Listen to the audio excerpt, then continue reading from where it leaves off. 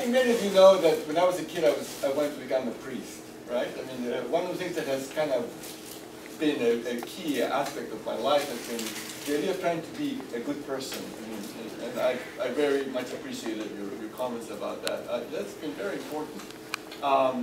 When I immigrated here, one of the things that happens, I started meeting people from all social religions and so on, and that started making me question more and more my Catholic upbringing. So now I consider myself an agnostic, but spirituality and the seeking after goodness is still a very important part of my life. I was mentioned, so I think that's part of where I mean, what you've been talking about today. I mean, the commitment, to helping people, I'm sure stems from that. That's where it comes from. Regarding the immigrant experience, my mother has been trying to clean up her house. She says, when I die, you guys are going to throw everything out. And she's 88 now. You'll see her tonight. She's coming for dinner. But she's been trying to clean up her house, and she's been finding stuff that, from each of her kids. And one of the things she found a few weeks ago is a little notebook. It's a little notebook about like that. The cover is gone, but it still has pencil comments that I made when I arrived at age 10, after I turned 11, about 15 days after I arrived. When I first went to school at McKinney School, public school here, in which it's in Spanish, in pencil, and it says things like, I'm sitting on a bench at recess, and I'm observing these kids doing crazy things. It's a good thing I don't speak English, because then I can take the time to look around and see what's happening around me, because I can't talk to people around me.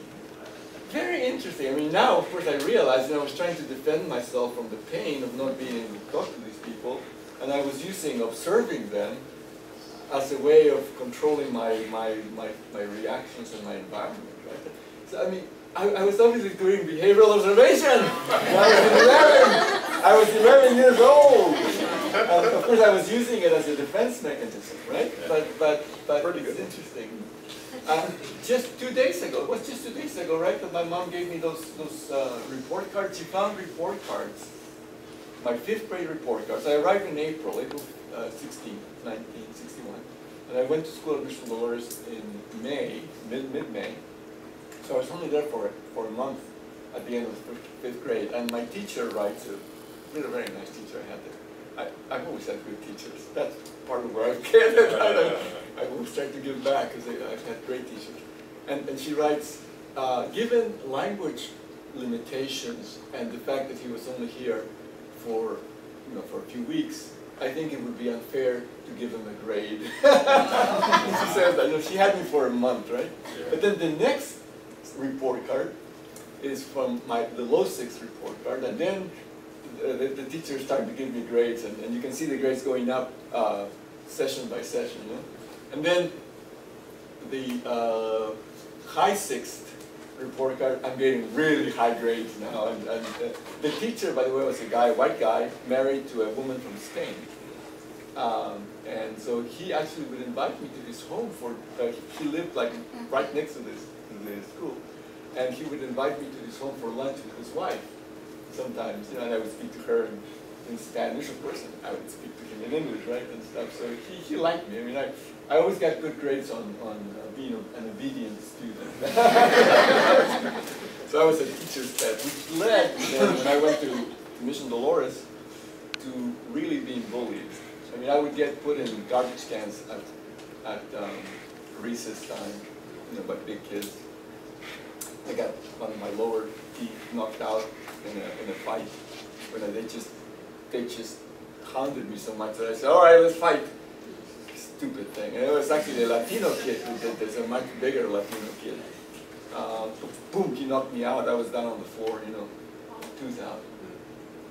Probably the worst thing that happened that I remember is one time at recess, the kids were shooting basketballs in the basketball court. And I went in, I got the ball, I shot it, and all the kids froze. It just froze. Until I walked off the court. I mean, that had to be planned. I can't imagine how that could have happened spontaneously, you know?